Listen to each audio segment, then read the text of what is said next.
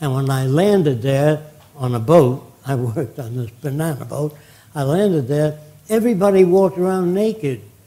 And I was confused, because where I came from, that was abnormal. The whole tribe was naked. They were swimming naked ever since they were little tots. What I found out is a guy talking to a girl never looked at the girl's body, only the eyes. Since they were swimming naked, there's no basis for looking at a girl. There were no peeping Toms. Do you understand that? If everybody swims nude, nobody's going to look in your window and watch you dress. Nobody's going to poke another guy and, hey, get a load of that chick. All that's learned by this stinking culture. All your books on sex are bullshit, they're lies. Because the way we're brought up makes us look at things.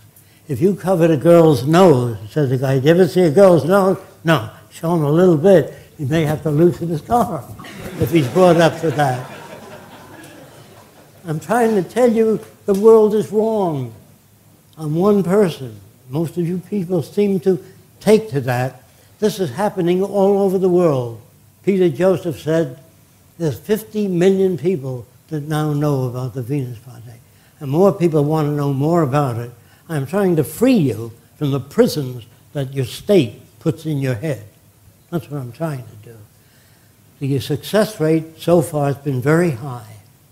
I want to tell you some more about human beings. Somebody said to me, because I mentioned that love was a fluctuating thing, he said, do you love your mother? I said, in what area? My mother was a racist and a bigot, but I didn't love her in that area. So love is never consistent. You love certain things about people, never completely, any more than you completely love yourself. So I learned that when I brought a Japanese kid home one day, a friend of mine. I brought him home, my mother says, I don't want that kind around. So I used logic and reason. It didn't work at all. All the good books says use reason, common sense. Doesn't work. My mother says, I still don't want him around. I said, boy, if you can't change your mother, how are you going to change the world? Oh, I said, that's right. So I told my mother a lie. I said, Mother, I was swimming in the East River, and the East River has a high wall. And I couldn't get ashore, and I was drowning. And Masato, this isn't true, he threw a life raft to me. She said, oh my God, you mean he saved your life? I said, yes. I was so rude to him. I said, yes, you were. She said, please, Jock, ask him to come to dinner Friday or so. I want to beg forgiveness. I was so rude to him. I said, I don't know if he'll come now, to get her to plead with me, because she pleaded more. So I called Masato and said, the minute you come in the door, my mother's going to say, God bless you, want to kiss you and hug you for saving my son's life. Well, at dinner, she was really talking to him. And I walked over when Masato went to the washroom. I said, Mother, what do you think? She said, you know, he's just like you and I. He's a human being, wonderful parents in Japan. I said, remember the yellow race with this face? And she said, he doesn't matter. He's a nice boy. I said, yeah, but he's slanty-eyed. And she said, that doesn't matter. He's a human being.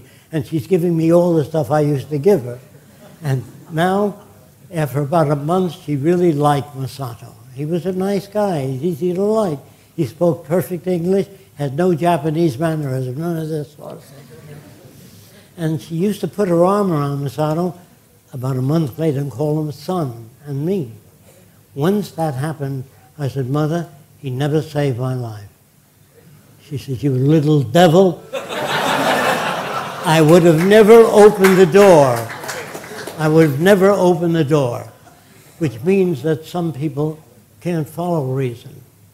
So how did I change the clan? I didn't do it with logic or reason. I got to know the head guy of the clan, because he once said to me, he had a war surplus store, and I used to buy magnifying glasses and things like that. He said to me, Jock, you're a smart guy. What do you think of the KKK? I mean the Ku Klux Klan. He said, yeah. So I said, it's a great organization, but it doesn't go far enough. What do you mean? But if you attack you don't get the ear. Always, it's a great organization, but it doesn't go far enough. Then what do you mean? See? So I began to tell him what I meant. He said, what do you do with all the lenses you buy from me? I said, well, I work on optical devices. He said, can I see it? I took him to my lab, and I showed him a lot of things, including memory metals. How many of you know about that? Metals with a memory. Not one hand? About 7 to 8, about 8 people know about it. There are metals today that have a memory. Now here's what that means. If you buy wire and you wrap it around a form and heat it to about 400 to 500 degrees Fahrenheit, it stays that way. It looks like a spring. But if you pull it out, bend it, twist it, do anything you want, and heat it, it goes right back to the shape that you made it in. So that means if you took the memory metals, and nowadays they have memory fabrics, sutures for sewing up the skin. So the doctor ties a surgical knot. Then he pulls it out straight, and he sticks it through the skin when he cuts it. And the heat of the body causes it to tie a surgical knot. But you have to tie the surgical knot first and then pull it out. So if you have a continuous stitching and you pull it out, it'll stitch the whole area. Now, I wish I brought some of that with me, some of the memory metals. But how did a man think of it? He didn't. There was a Swede that mixed different metals together. He was just trying to make metals stronger. And he used titanium and nickel. It's called nickel and titanium. And he bent it to see how strong it was, like the letter U. And he put it on a table near a heat lamp. And when he came back, it was straight again. See, nobody really invented anything. It was all discovery.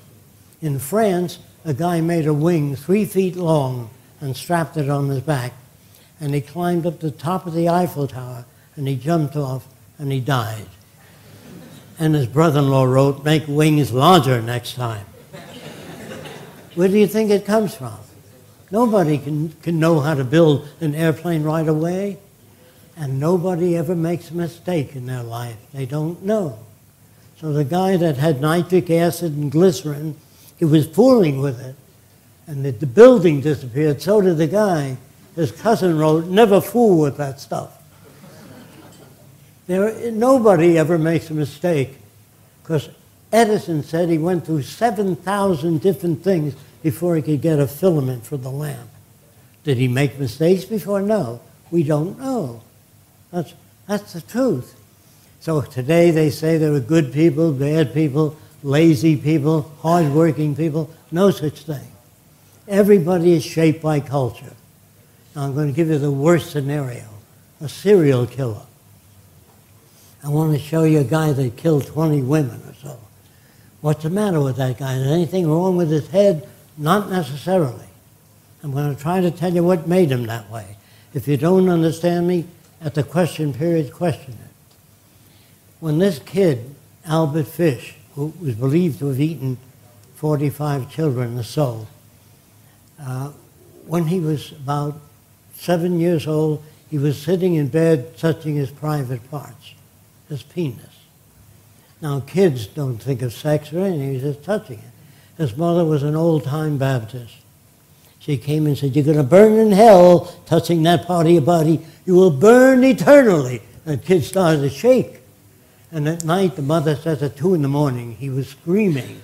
She came into the room, he stuck needles into his genitals, screaming in pain, because he didn't want to go to hell.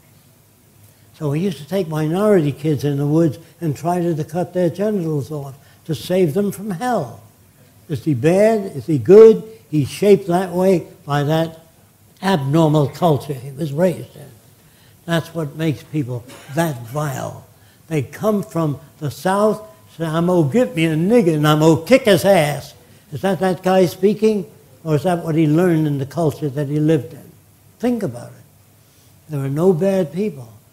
A Ku Klux Klan man that hangs a black man upside down, cuts him open because they're taught that the black man is nothing. He has no meaning at all. In fact, it's a good thing